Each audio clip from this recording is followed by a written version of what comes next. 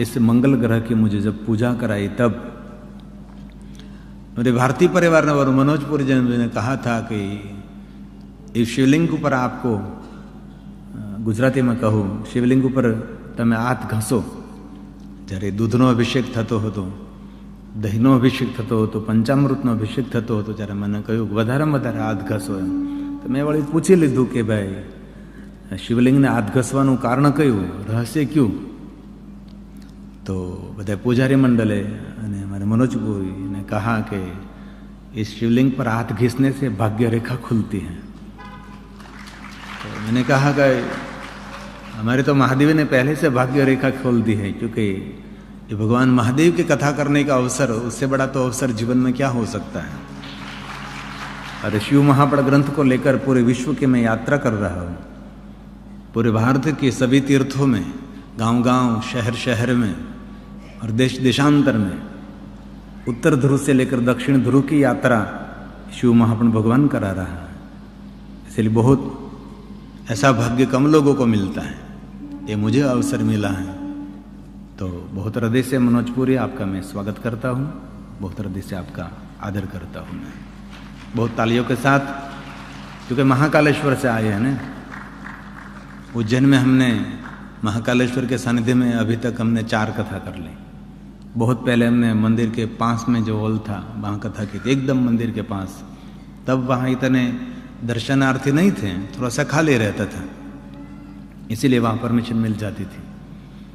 और कल भी हमारे सप्तऋषि यहाँ, सप्तऋषि में से 2 ऋषि यहाँ पधारे थे. तो उसको मैंने कहा कि बहुत पहले मैंने संध्या समय जब सप्तऋषि भगवान शिव जी का पूजन अर्चन करने के लिए आते थे, ये मैंने बहुत नज़दीक से रहकर देखा है, क्योंकि पहले इतने दर्शनार्थी यहाँ भी नहीं थे. 40 फुट में जब विश्वनाथ का सुंदर शिवालय था, तब दर्शनार्थी भी बहुत कम थे. अब तो सभी तीर्थों में इतने दर्शनार्थी. हमारे सोमनाथ में भी पहले इतने भाई बहन और शिव भक्त दर्शन करने के लिए नहीं आते थे. मंदिर की सीढ़ी तक हम गाड़ी रखते थे, मंदिर के अंदर हम फोटो खींचते थे. अब धीरे धीरे भक्तों की संख्या बढ़ने लगी और संख्या और बढ़ने लगी, तो विशालता करनी पड़ेगी, व्यवस्था करनी पड़ेगी. लो, इससे पहले हमने सोमनाथ महादेव में शिव महापण कथा का गायन किया. तो सोमनाथ महादेव की कथा पूर्ण करके हम यहाँ काशी विश्वनाथ महादेव के सानिध्य में इस मुश्वनंदा परिवार के पुण्य से हम पहुँच गए और महादेव को याद कर रहे हैं. तो आनंद देने वाला, आनंद स्वरूप और आनंद वन में रहने वाले भगवान शिव को हम प्रणाम करते हैं. एक बात याद रखें, सुबह में ब्रह्म मुहूर्त में आंख खुलने के बाद बस एक ही मंत्र बोले, चिदानंद रूपम शिवोहम शिवोहम. मैं स्वयं शिव का अंश हूं, मैं उनका ही स्वरूप हूं और मैं आनंद स्वरूप हूं. ऐसा बोलने से आपका पूरा दिन आनंदित रहेगा, प्रसन्नता से भरपूर रहेगा. जरूर हम मनुष्य हैं, कभी डिस्टर्ब हो सकते हैं, कभी तनावग्रस्त, कभी हताशा, कभी निराशा जीवन में ये तो रहेगा ही. लेकिन विशेष करके हम आनंद में रहने का प्रयास करें. कल मैं शिव महापड़ ग्रंथ का पाठ कर रहा था, इसमें महादेव के बारे में कहा कि जो भक्त आनंदित रहता है वो शिव जी को बहुत प्रिय है. लेकिन सदैव आनंद में रहना हमारे लिए तो असंभव है, कठिन है. लेकिन बहुत सारे हम नहीं गाते कि आनंद संत फकीर करे. ऐसे बहुत पहले हम ऐसी भजन की पंक्ति गाते थे, बहुत सालों से हमने नहीं भी गाया है, लेकिन एक पंक्ति का अनुभव गाएंगे हम. जो आनंद संत फकीर करे, जो आनंद संत फकीर करे, वो आनंद नाहे अमीरी में. जो आनंद संत फकीर करे, जो आनंद संत फकीर करे. जितनी जिम्मेदारी कम, इतना आनंद अधिक. बोझ बढ़ता जाएगा तो आनंद खंडित हो जाएगा. होता जाता रहता है। इसलिए आनंद में रहने वाले, आनंद वन में रहने वाले, आनंद स्वरूप चिदानंद भगवान शिव जी को मैं प्रणाम करता हूँ। भगवान कहाँ निवास करते कि जिसके हृदय में आनंदित प्रफुल्लित जिनका हृदय है, वहाँ शिव जी निवास करते हैं। ऐसे भगवान महादेव जी पाप वृंदम, एक पाप नहीं, दो पाप नहीं, तीन पाप नहीं, पूरे पाप समूह में से भगवान शिव जी हम सबको मुक्त कर देते हैं। ऐसे भगवान शिव जी को मैं प्रणाम करता हूँ, जो अनाथों का नाथ है, जो जगत का ईश्वर है, जो विश्वेश्वर है।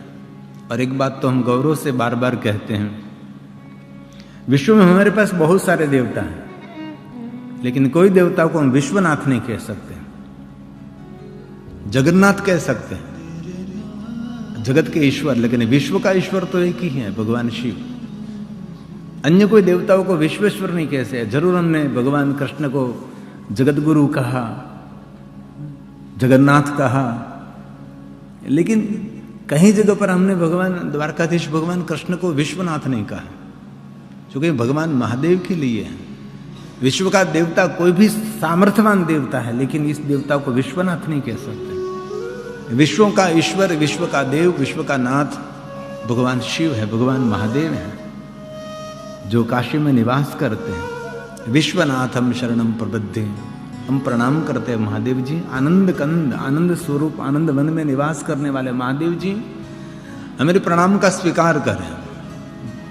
ये भगवान काशी विश्वनाथ की वंदना है। मुझे आशा है कि आप सब कंठस्थ हैं, आप सब साथ में बोल सकते हैं, भाव से और आदर के साथ। सानंद मानंद वने वसंत। कोई आपको पूछे महादेव जी कहाँ निवास करते, तो कहिए जिनका चित्त आनंदित है वहां भगवान शिव निवास करते हैं। शिव महापड़ ग्रंथ में जब हमने शिव महापड़ ग्रंथ की वंदना की थी, इसमें स्पष्ट कहा था ना, प्रसन्न बुद्धि से मैं प्रणाम करता हूं। मैं पुष्पों से प्रणाम करता हूं, मैं बहुत सारे सुगंधित द्रव्यों से आपको प्रणाम करता हूं, बहुत सारे सुवर्ण अर्पण करके मैं आपको प्रणाम करता हूं। ऐसा कहीं भाव प्रकट नहीं किया। प्रसन्न बुद्धि से, प्रसन्नता पूर्वक मैं आपका वांगमय स्वरूप शिव महाप्रभु भगवान को प्रणाम करता हूं। इसलिए शिव कहाँ रहते हैं? जिनका चित्त आनंदित, चिदानंद, जिनके हृदय में आनंद और प्रसन्नता है, वहां भगवान शिव सदैव निवास करते हैं। इसलिए काशी का अर्थ है ज्ञान, काशी का अर्थ है आनंद, काशी का अर्थ है भगवान शिव जी का निवास स्थान। इसलिए हम सब भगवान शिव जी के निवास स्थान में रहकर भगवान महादेव को याद कर रहे हैं। ये भगवान शिव जी की विश्वनाथ की वंदना है। सानंद मानंद वने वसंतम।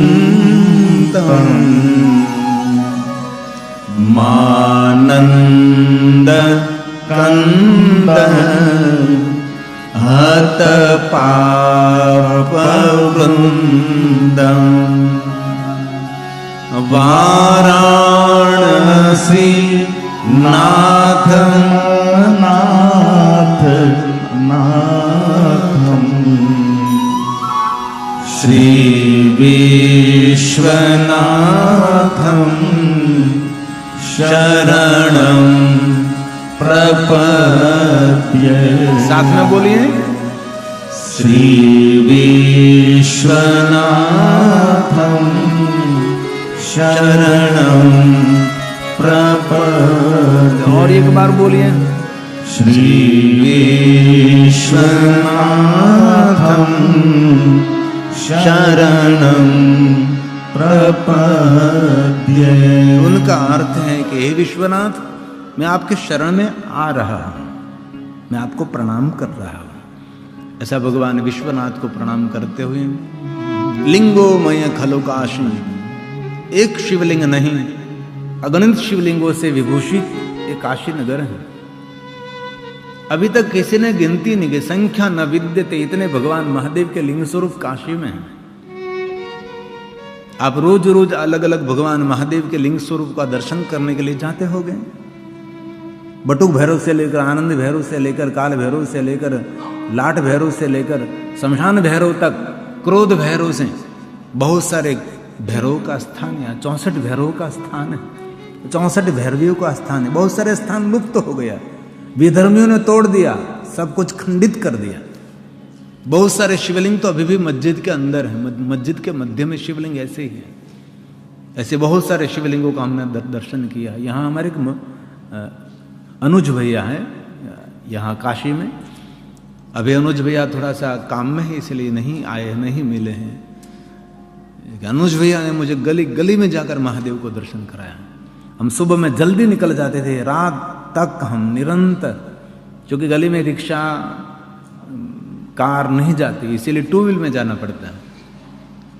इसीलिए छोटे टू व्हील लेकर गली गली गली हम घूमते रहते थे और भगवान महादेव का दर्शन करते रहते थे। और यहाँ मृत्युंजय महादेव का जरूर दर्शन करें। वह औषधि कूप है। बहुत सारे भाई बहन वहां गए होंगे। दोपहर कथा पूर्ण करने के बाद, भोजन करने के बाद कमरे में जाकर सोना नहीं है, आपको बाहर निकलना है। स्थानिक लोगों को पूछते रहो। और बहुत सारा स्थान तो ऐसे स्थानिक लोगों को भी पता नहीं। ऐसे बहुत सारे स्थान भगवान शिव जी के यहाँ गुप्त स्थान है। ऐसे असंख्य लिंगों से विभूषित ये काशी नगरी है। एक शिवलिंग नहीं, अनेक शिवलिंगों से विभूषित ये काशी नगर है। ऐसी छोटी छोटी गली है। हम बहुत चले थे, सुबह से लेकर शाम तक चलते हैं। बहुत सारी गलियों में तो टू व्हील भी नहीं जाता। तो ऐसे हम चलते चलते जाते थे और गली गली में जाकर भगवान महादेव का दर्शन करते थे।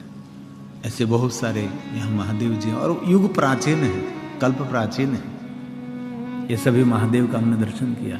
और यहाँ इस्लामिक विस्तार में बहुत प्राचीन अकारेश्वर, उकारेश्वर, मकारेश्वर, ऐसे भी भगवान महादेव के लिंग है, लेकिन कब्रस्तान में है। मंदिर की सीढ़ी तक मुर्दे दाटे हुए हैं। ऐसी अवस्था में अकार, उकार, मकार तीनों लिंग वहाँ इस्लामिक क्षेत्र में है। वहाँ कोई हिंदू नहीं रहता। वहाँ जाने से भी डर लगता है, इसलिए वहाँ जाने से पहले सुरक्षा का एक बंदोबस्त कर लीजिए, बाद में आप वहाँ जा सकते हैं। तो ऐसे भगवान विश्वनाथ की नगरी में हम सब विश्वनाथ के गुणगान गाते हैं। विश्व का ईश्वर है, विश्व का भगवान है, ये भगवान महादेव हैं।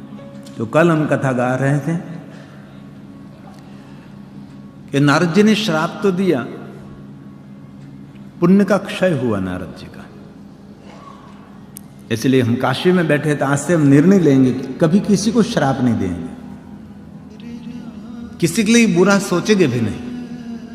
एक छोटी छोटी बात जीवन में बहुत बड़ा परिणाम दे सकती है। किसी की बुरी बात तो कभी नहीं करेंगे। आपके जीवन मार्ग में 2-3 व्यक्ति मिले तो उसको अच्छी बात सुनाओ। सुंदर भगवान की 2-3 कथा सुना दीजिए, 2-3 सुंदर सुंदर भगवान की बातें कह दीजिए। अभी सोमनाथ में मैं कपड़े पहन रहा था तो कपड़े में से एक कागज निकला, इस्त्री वाले ने रखा होगा। तो कपड़े में से एक कागज निकला तो उड़ा, तो मैंने देख लिया तो इसमें लिखा था, आपका कान थूकदानी नहीं है, आपके कान में कोई कचरा भरे, आपके कान में कोई थूके, और आपका चित्त डामाडोल। भद्रम करणे भी शुणुयाम देवा। ऋषि मुनियों ने देवताओं को कहा है कि हे देवताओं, निरंतर कृपा करते रहो, अभद्र वाक्य कभी सुनने का अवसर न मिले।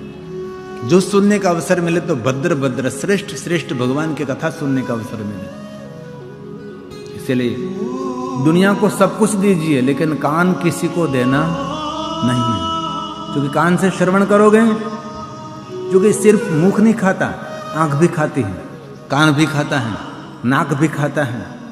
हम भोजन करने के लिए बैठे थे, पहले आंख देखती है, बाद में नाक सूंघता है, बाद में मुख में रखते हैं। इसलिए ये पूरा शरीर कुछ न कुछ ग्रहण कर रहा है। और बहुत सारे लोगों को स्पर्श भी नहीं करना चाहिए। स्पर्श भी शरीर का एक खुराक है, इसे स्पर्श से भी दूर रहिए। ठीक है, भगवत व्यक्ति है, बहुत पवित्र हैं, भगवान का परम भक्त है, सकारात्मक वृत्ति जिनकी है, उनको जरूर स्पर्श करें। और कभी दूसरों के हाथ भी नहीं मिलाना चाहिए, दूर से प्रणाम करें। हमारी संस्कृति हाथ मिलाने की संस्कृति नहीं, हाथ जोड़ने की संस्कृति है।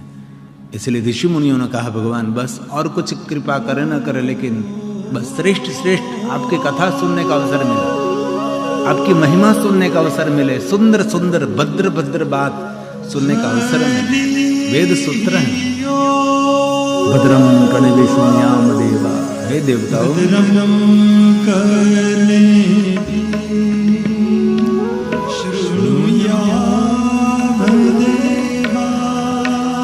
हे महादेव, हे महादेव, हे महादेव,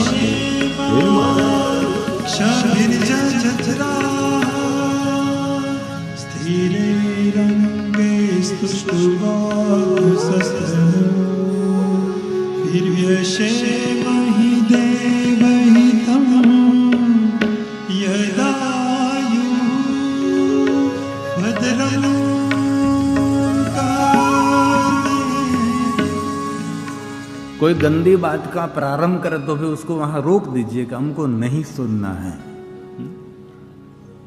बहुत लोग आपको जीवन में मिलेंगे ऐसे गंदी गंदी बातें करने वाले, उससे दूर हो जाए, उससे दूर हटिए। इसीलिए सबको सब कुछ देना चाहिए, लेकिन कान किसी को नहीं देना है। आप गुजराती में नहीं कहा कि कान भंभीर नहीं करीश। कल मैंने कथा में कहा था कि अदृश्य होने की शक्ति मनुष्य में नहीं है।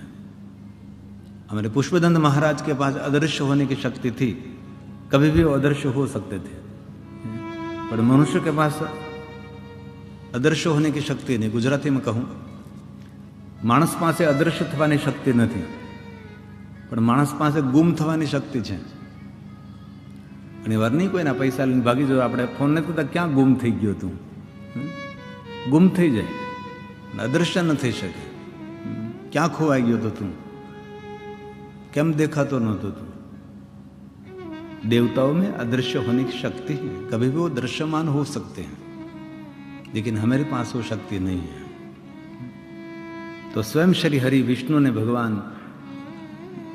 महादेव जी की भक्ति का मार्गदर्शन नारद जी को दिया है।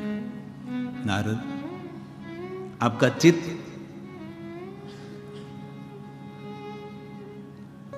अभी विचलित है, तो चित्त को स्थिर करने के लिए नारद जी पहला काम करिए, आपके भाल में आप भस्म का त्रिपुंड करिए। कभी कभी प्रश्न होता है कि भस्म का त्रिपुंड क्यों, जो कि नेगेटिविटी को दूर करता है। भस्म धारण करने से मानस सकारात्मक बनने लगता है। हमारे योगी महापुरुष सोना चांदी हीरा मोती के गहने तो बहुत नहीं पहनते ही नहीं, समझो। भस्म का लेपन करते। भस्म का लेपन क्यों? भस्म का औषधि है। भस्म धारण करने से मनुष्य के मन में वैराग्य का अंकुर फूटता है। यह भगवान विष्णु जी ने नारद जी को ऐसा नहीं कहा कि आप चंदन का लेप करें, आपके भाल में चंदन का त्रिपुंड करें। वैसे तो चंदन का भी त्रिपुंड हो सकता है ना, लेकिन भगवान विष्णु जी ने कहा आपाद मस्तकम सम्यंग भस्म नौदुल्य सादरम, आदर के साथ आपके भाल में भस्म का त्रिपुंड करें। क्यों भस्म का त्रिपुंड? भस्म का त्रिपुंड ये नाशवंत का एक प्रतीक है। आज सुबह सुबह में बात हो रही थी को हमारे भक्त के साथ, तो उसने कहा कि मुझे ऐसा सपना आया। तो मैंने कहा जो आंख बंद कर जो देखते वो भी सपना है, और खुले आंखों में देखते वो भी सपना ही है। दोनों सपना ही है। रात्रि में जो सपना आता है वो सेकंड की 100 के अंश में ये सपना पूरा हो जाता है, लेकिन खुले आंखों में जो देखते हो सपना 80 साल 100 साल तक चलता है।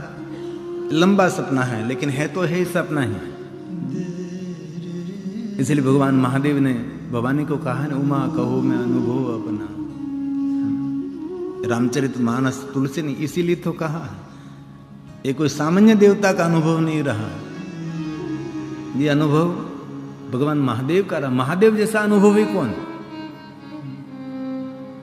कोई 80 साल का व्यक्ति है, उनके पास भी बहुत अनुभव होता है, तो निरंतर है भगवान शिव जी। तो युग देखे, मनवंतर देखे, कल्प देखे, क्या नहीं देखा भगवान शिव जी ने।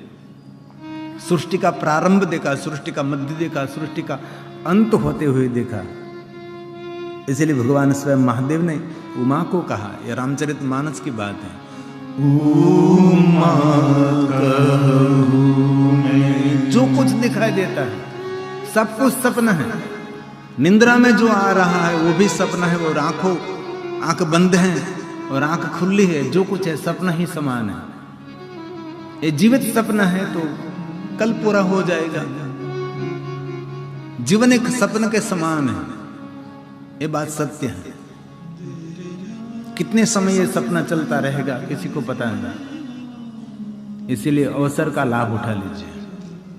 एक बार अवसर हाथ में से छूट गया, बाद में कुछ भी हाथ में नहीं रहता। इसीलिए अवसर पर सब कुछ करिए, समय पर सब कुछ करिए।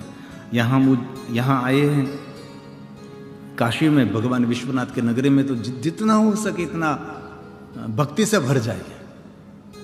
व्यर्थ बातों से, व्यर्थ प्रवृत्ति से दूर होकर इतना भजन करें, इतने स्तोत्र का पाठ करें। बस बिस्तर में सोए, नींद हो गई, नींद खुल गई, नहीं, बिस्तर को जीतना है और बिस्तर को जीतकर उठकर बहुत सारे स्तोत्र का पारण करना है, बहुत सारे मंत्रों का जाप करना है, जो कि यहाँ किया गया पुण्य की वृद्धि देता है। इसलिए भगवान शिव जी का ये अनुभव है और तुलसी का प्रसाद है और तुलसी की भूमि है वो काशी विश्वनाथ। उमा कहूँ मैं अनुभव अपना सतहरि भजन जगत सब सपना। सतहरि भजन जगत सब सपना। जगत एक सपना समान है। इसलिए भस्म का सार क्या है? ओम अग्निरिति भस्म, वायुरिति भस्म, जलमिति भस्म। जो कुछ हम आंखों के द्वारा देखते हैं सब कुछ भस्म ही है। आंखों के द्वारा नहीं देख सकते वो भी भस्म है। मन के द्वारा जो चिंतन करते वही भस्म है। मन के द्वारा कुछ भी चिंतन नहीं कर सकते वो भी भस्म है। भस्म ही भस्म है। कुछ भी जलाओ तो उसमें क्या रहता है? भस्म रहते हैं, जिनको राख कहते हैं, खाक कहते हैं। ये भस्म का मंत्र है जाम्बाल ऋषि ने।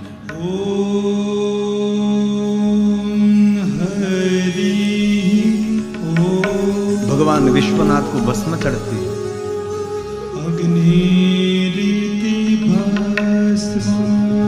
अघोरी जब भगवान शिव की पूजा करते हैं तो भस्म से करते हैं।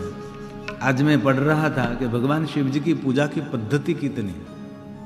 तो भगवान शिव जी ने जब सृष्टि की रचना की तब सतोगुणी सृष्टि पहले बनाई, इसलिए वो सतोगुणी पूजा प्रधान है। दूसरी सृष्टि भगवान ने रजोगुणी बनाई, इसलिए दूसरी महादेव की पूजा है रजोगुणी। और तीसरी भगवान ने सृष्टि बनावे तमोगुणी, इसलिए तीसरी पूजा भगवान की है तमोगुणी। सतोगुणी कैसे? तो कि दूध, दही, पंचामृतों से, सुंदर सुंदर सुगंधी पुष्पों से महादेव का हम पूजन अर्चन करते हैं, ये सतोगुणी पूजा है। रजोगुणी तो कि गांजा, भांग, धतूरा, मादक द्रव्य। और तमोगुणी ऐसे मादक द्रव्यों से भगवान शिव जी का पूजन विशेष प्रकार से करना। जैसे अघोर पंथी करते तमोगुणी पूजा। ये भगवान शिव जी को चढ़ाते हैं तो मान सम्मान से भगवान को शिव को अर्पण नहीं करते। भस्म चढ़ाते तो भस्म का ऐसे महादेव को अर्पण करते हैं। जो तांत्रिक लोग तिरस्कार करके भगवान शिव जी को अर्पण करते हैं, उसे तामस पूजा कहते हैं। कुछ भी फूल अर्पण करते हैं तो भगवान जोर से भगवान पर फेंकते हैं, बिल्वपत्र अर्पण करते बिल्वपत्र फेंकते हैं। और हम सतोगुणी लोग प्रेम से भगवान को बिल्वपत्र अर्पण करते, प्रेम से पुष्प अर्पण करते, प्रेम से चंदन का लेपन करते। ये लोग ऐसे नहीं करते। इसलिए शिव जी की सतोगुणी पूजा, शिव जी की रजोगुणी पूजा और शिव जी की तमोगुणी पूजा, ये तीनों पूजा के फल समान है। लेकिन जैसे भाव से पूजा करोगे, भाव भावाकरम शिवम, ऐसे ही आपके जीवन में प्रागट्य होगा। सतोगुण से आप पूजा करोगे तो शांत हो जाओगे। राजा महाराजा रजोगुण से भगवान शिव जी का पूजन करते थे, इसीलिए उनको राज, सोना, चांदी, हीरे, मोती सब बहुत कुछ मिलता था। बहुत सारे तांत्रिक लोग तमोगुणी से भगवान शिव की पूजा करते हैं, उसका स्वभाव भी तमोगुणी ही रहता है। अघोर परंपरा जो है भगवान शिव जी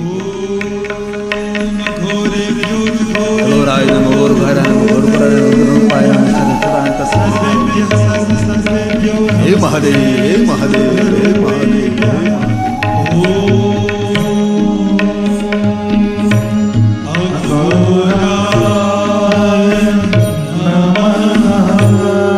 अघोर परंपरा वाले ऐसे भगवान महादेव का पूजन एक विशेष तरीके से करते हैं। हमने गए साल एक अघोर परंपरा के परिवार में हमने कथा की थी, तो उसकी परंपरा ऐसी थी, तामस वृत्ति थी, उसका स्वभाव भी तामस रहता है, उसकी हर एक जीवन की क्रिया भी तामस से साथ जुड़ी रहती है, उसका स्वभाव भी ऐसा हो जाता है। लेकिन शिव महाप्र ग्रंथ में कहा भगवान महादेव की पूजा तमोगुणी करो, रजोगुणी करो, लेकिन श्रेष्ठ पूजा कोई तो सतोगुणी है। भगवान शिव जी को स्नान कराए तो बहुत प्रेम से, जैसे बाल कृष्ण को हम स्नान कराते हैं वैसे भगवान को स्नान कराऊ श्यामला, भगवान को हम स्नान कराते हैं। लालजी महाराज जैसे एक छोटे बालक की तरह हम लालजी महाराज को कितना सुंदर स्नान करते हैं, बाल कृष्ण को, लड्डू गोपाल को।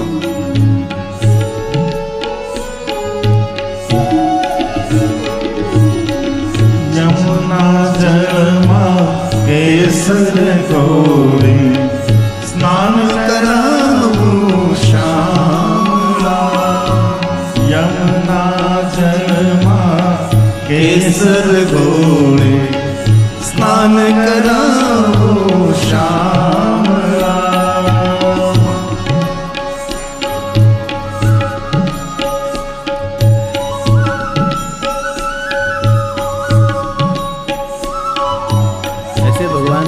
को भी स्नान कराए, जिनको सतोगुणी पूजा कही जाती है, ये श्रेष्ठ पूजा है, उसका फल भी श्रेष्ठ है, मन भी शांत रहेगा, वो शांति देने वाली पूजा है। महादेव को पुष्प अर्पण करें, बहुत प्रेम से धीरे से पुष्प अर्पण करें, बिलोपत्र अर्पण करें, बहुत शांति से बिलोपत्र महादेव को अर्पण करें। ये सतोगुणी पूजा, जैसे बाल कृष्ण को हम पूजा करते हैं।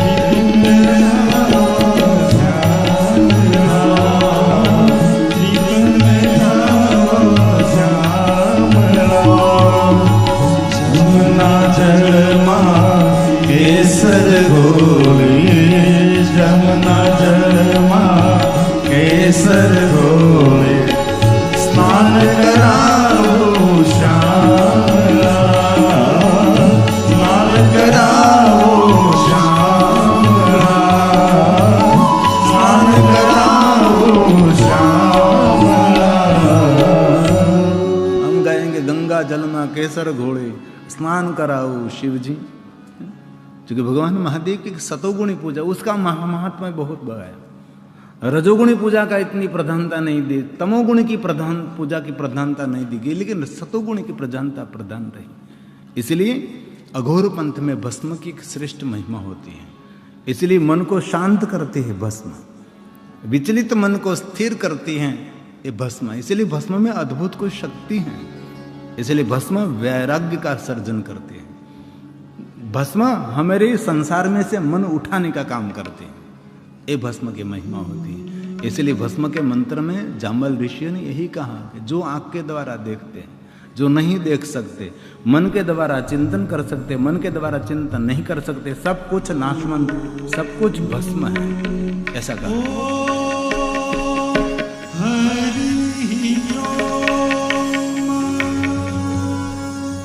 अग्निरिति भस्म वायुरिति भस्म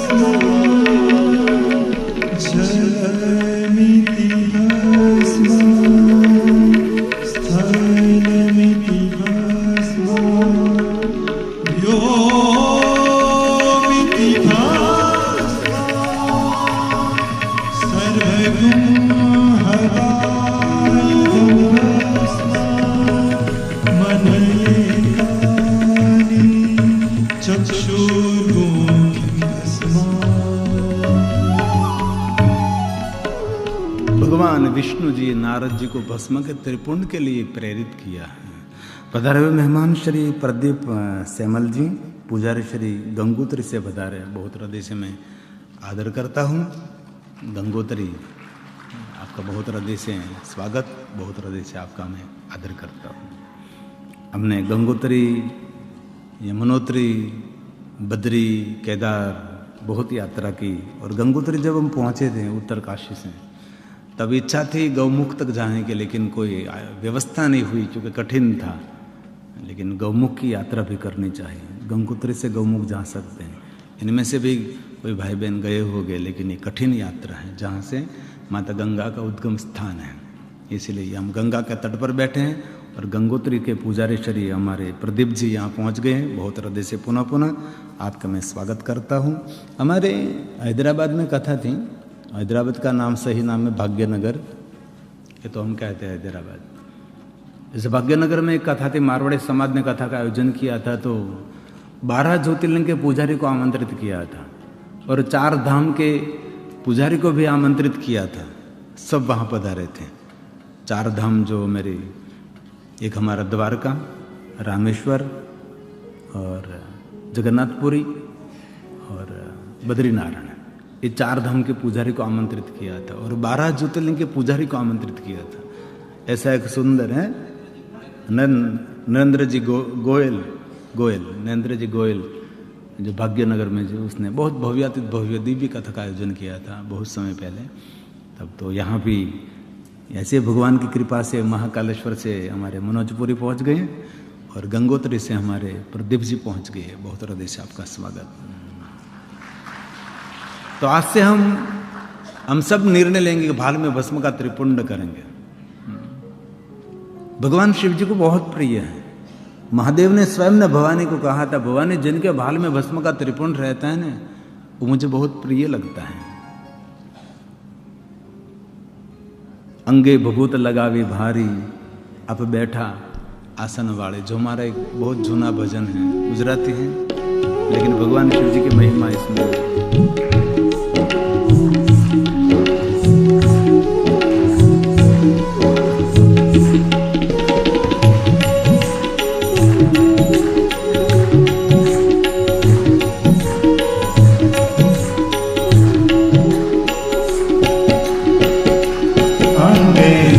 भूत लगावे भारे, अंगे भूत लगावे भारे, आप बैठा जो आसन मारे, आप बैठा जो आसन मारे, विदा विष का प्याला भारी, पिता विष का प्याला भारे, थोड़ा बैठा जो आसन वाले, थोड़ा बैठा जो आसन वाले। हे महादेव,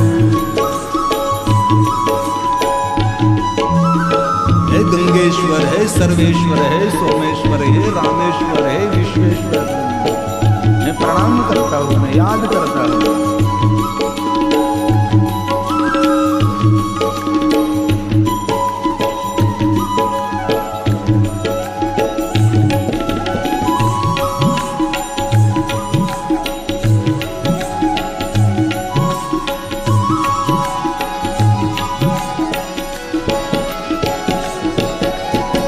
शीश पर गंगा जटा में समावे, शीश पर गंगा जटा में समावे, एनी लट राखी छे बारी, एनी लट राखी छे बारी, घोड़ा बैठा जो आसन वाली, घोड़ा बैठा जो आसन वाली।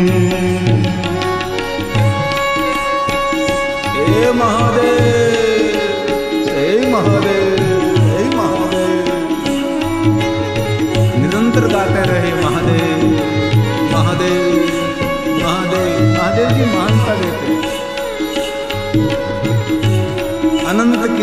काम करते हैं महादेव महादेव बोलने से मान सम्मान बहुमान रहेगा, कहीं आपका सम्मान खंडित नहीं होगा। अनंत कीर्ति देने वाले शिव हैं।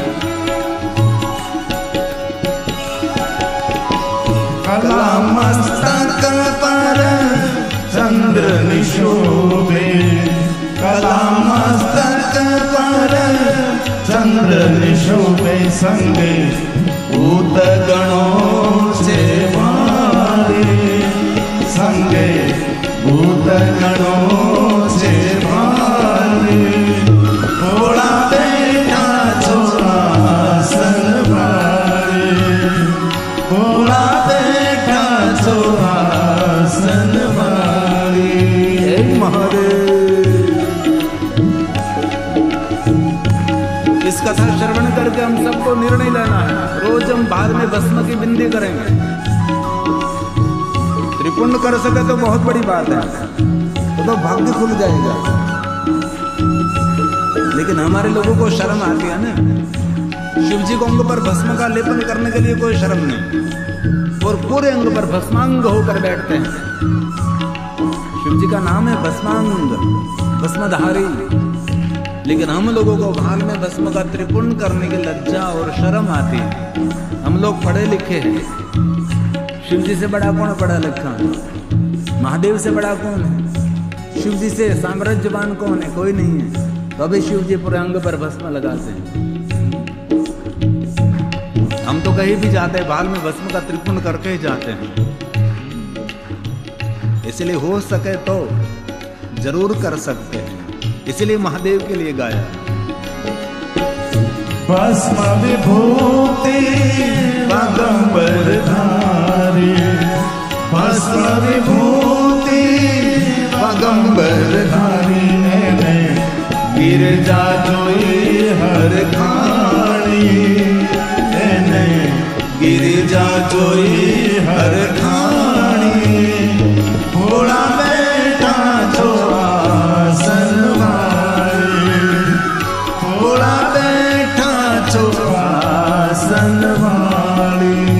इसलिए काशी में आए हैं, कुछ नए नए नियम लेकर जाएंगे हम। रोज हम पंचाक्षर की 10 माला करेंगे, रोज भाल में भस्म का त्रिपुंड करेंगे, और सुबह में आंख खुलते ही काशी विश्वनाथ का हम स्मरण करेंगे, काशी नगरी को याद करेंगे। सप्तपुरियों को याद करना चाहिए, सप्तपुरियों को याद करने से पुण्य की वृद्धि रहती है। जो मेरी 7 नगरी है, 7 पुरी है, जगन्नाथपुरी से लेकर ये काशी भी पूरी है। कश्यप ये सप्त ऋषि, ये सप्त ऋषि हैं, सप्त ऋषि सब 7 पुरी भी हैं। अयोध्या शाबाश। मथुरा, अयोध्या मथुरा काशी, काशी, कांची, पूरी द्वारिका, माया नगरी, सब देते मोक्षदायका, सब देते मोक्षदायका।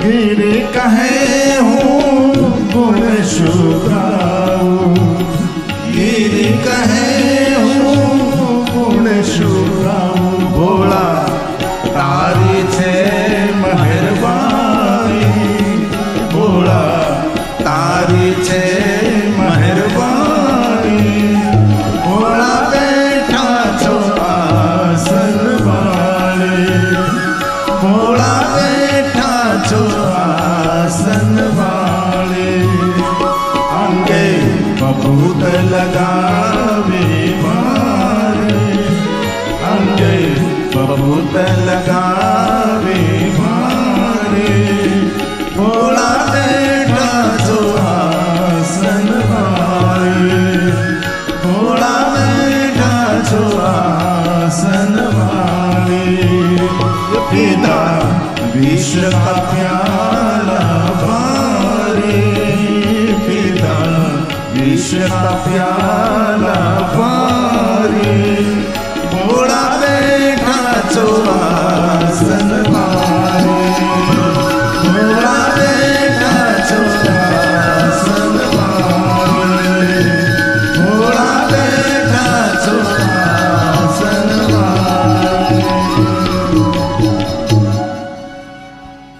भाल में भस्म का त्रिपुण्य सभी तीर्थ यात्रा का फल देता है। सभी सरिता, सभी तीर्थों की यात्रा और सभी तीर्थों का स्नान का फल देता है भाल में भस्म का त्रिपुण्य। इसलिए आज से हम निर्णय लेंगे। इसमें शर्म क्या भाई? हमारी परंपरा, हमारी संस्कृति है। हम महादेव के भक्त से गौरव से भाल में भस्म का त्रिपुण्य करें। अभी मैं कहाँ गया था, मैं कहीं गया था, रास्ते में हमने एक वोल्ट किया था। मध्य प्रदेश के कोई शहर में मैं कथा गाने के लिए गया था। क्या नर्मदा के तट पर जंबलपुर गया था, तो बीच में मैंने एक होल्ट किया था। तो वहाँ एक हमारे मुकेश भाई सिंधी समाज के थे, तो उसने ऐसे ही गले में बहुत बड़ा त्रिपुंड कर दिया था, ऐसे ही तराजू के साथ जो करते हैं ना, हम क्या है वो लोग सुंदा हुए ना, टैटू टैटू की तरह, टैटू की तरह इतना बड़ा कर दिया था। मैं ये बहुत अच्छा है कि बापू रोज रोज विखाई जाए ना करता आनंद बने नहीं कि कोई दी लोगों ने मैं कपाल में बनाई नाखजे એટલે રોજ માટે રહે कि बना लूंगा मैं। टैटू बनाते ना आजकल, तो ऐसे भस्म का बना दिया उसने, भस्म का त्रिपुंड जैसा बना दिया। इसलिए भगवान विष्णु जी ने नारद जी को भस्म के त्रिपुंड के लिए प्रेरित किया। आबाद मस्तकम सम्यंग, पूरे अंग पर भस्म धारण करिए। और मैं बहुत हृदय से कहता हूँ, कभी भी मन आपका कहीं ठीक नहीं है, कभी बेचैनी, कभी कहीं अच्छा नहीं लग रहा है, तो भस्म के त्रिपुंड करके पंचाक्षर मंत्र का जाप करें। इसलिए भगवान विष्णु जी ने कहा सर्वश्रुति श्रुतम शिवम मंत्र जपक षडक्षरम। आप पंचाक्षर मंत्र का जाप करें नारद जी। पहले क्या करे? पहले भाल में भस्म का त्रिपुंड करे, अंग पर भस्म का लेपन करे।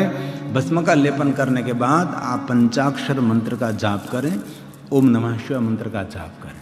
ये आदि मंत्र है, मूल मंत्र है, महामंत्र है, श्रेष्ठ मंत्र है, सर्वोपरि मंत्र है, मंत्रों का भी मंत्र है, सभी मंत्रों का उद्गम स्थान है इस दुनिया में।